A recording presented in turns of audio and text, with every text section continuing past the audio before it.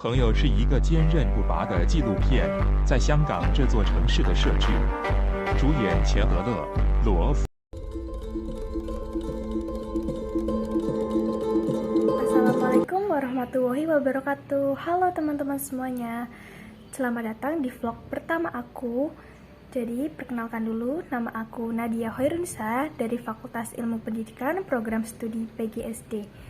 Aku mempunyai NIM 14.014.22201. Oke, pada vlog pertama aku kali ini benar-benar paling baru nih. Aku bakal melakukan penugasan UTS mata kuliah Pendidikan Agama Islam yang diampu oleh Dr. Zaim El Mubarak. Nah, seperti yang udah aku bilang tadi, di vlog pertama aku kali ini aku bakal melakukan penugasan. Nah, penugasan itu pasti kan ada tentang temanya ya.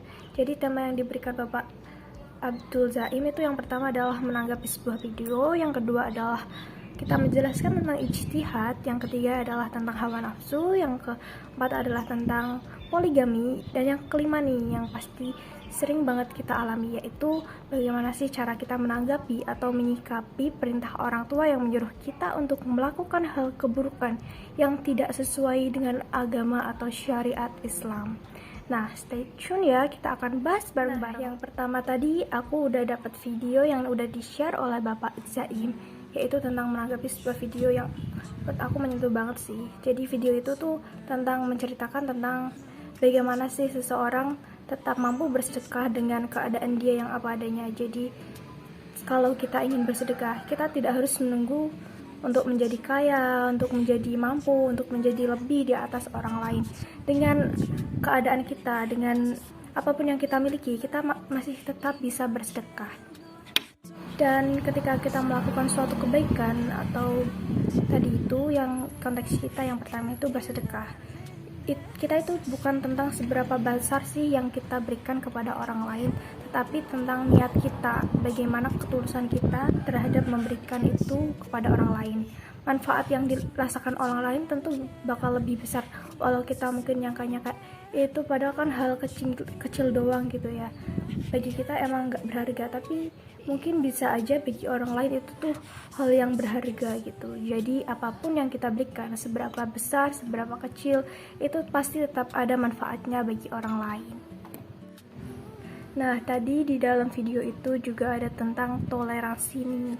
Kita kan pasti seorang muslim dianjurkan untuk tidak saling membenci antar umat, karena udah dijelaskan dalam satu ayat gitu ya, kalau untukmu agamamu, untukku agamamu. Nah, dalam ayat itu tuh bukan berarti kita kayak harus memusuhi agama lain, tapi ketika dalam beragama mereka memiliki haknya sendiri dan kita juga memiliki hak kita sendiri. Jadi untuk agama itu urusan masing-masing, tapi untuk melakukan sebuah kebaikan, untuk melakukan sebuah amalan, kita tidak harus memandang orang ini beragama apa, orang ini memiliki kepercayaan apa, orang ini memiliki keyakinan apa. Tapi ketika kita melakukan kebaikan, yang penting tadi adalah niatnya. Ketika kita melakukan kebaikan kepada siapapun itu, kita akan bisa mendapatkan balasan yang setimpal. Nah, yang kedua nih, kita bakal bahas tentang ijtihad di era disrupsi ini. Jadi mungkin buat teman-teman yang belum tahu apa itu ijtihad itu ketika suatu permasalahan tidak dibahas atau belum dibahas dalam Al-Quran dan hadis, maka para ulama akan melakukan sebuah musyawarah untuk mendapatkan kesepakatan yang disetujui oleh semua orang. Nah, sedangkan era disrupsi itu era perubahan dari suatu sistem tatanan masyarakat menjadi lebih terbarukan. Nah, lalu bagaimana nih contoh ijtihad di era disrupsi ini? Aku bakal ngambil dua contoh, yaitu yang pertama adalah tentang bayi tabung, yang kedua adalah tentang merokok, hukumnya merokok dan hukumnya bayi tabung. Nah, yang pertama yaitu bayi tabung. Mungkin bagi beberapa orang ketika memiliki seorang anak itu sebuah karunia, namun bagi beberapa orang lagi mereka belum diberi kesempatan atau belum diberi titipan oleh Allah, yaitu berupa anak.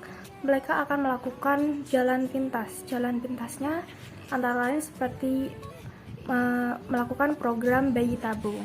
Nah, menurut MUI Majelis Ulama Indonesia, bayi tabung yang berasal dari sperma dan ovumnya berasal dari pasangan suami istri yang sudah menikah, maka hukumnya mubah atau boleh.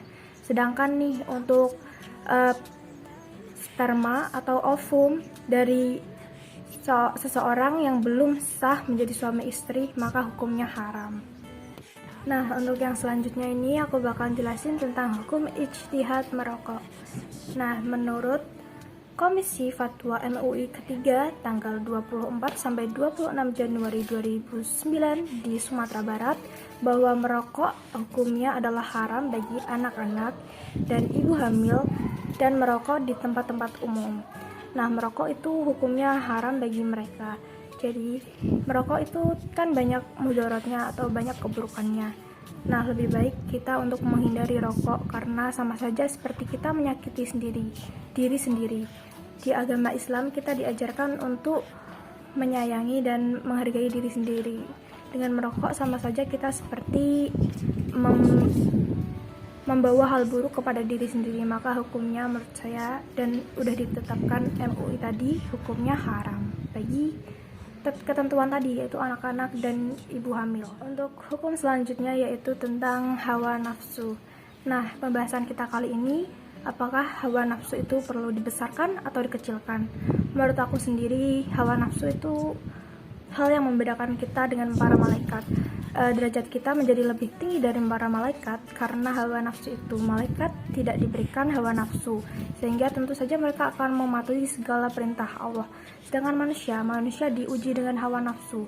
Hawa nafsu inilah yang akan membawa manusia kepada keburukan atau kebaikan.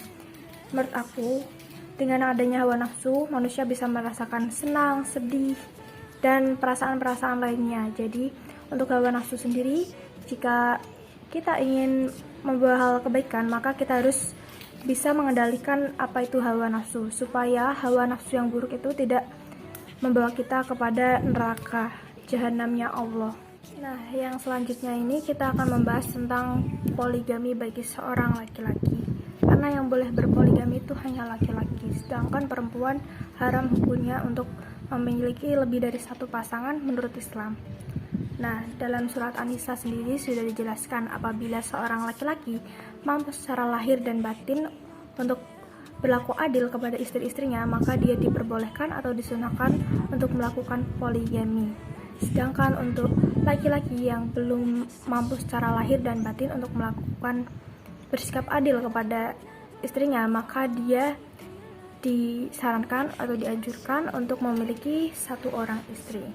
Nah, menurut aku sendiri di Indonesia sendiri kan ada hukum-hukum tentang pernikahan. Nah, hukum-hukum pernikahan ini pasti sudah ditetapkan undang-undang. Dan menurut aku kalau seorang suami ingin memiliki lebih dari seorang istri, maka dia lebih baik untuk membicarakan atau bermusyawarah dengan istri pertamanya untuk agar tidak terjadi kesalahpahaman sendiri.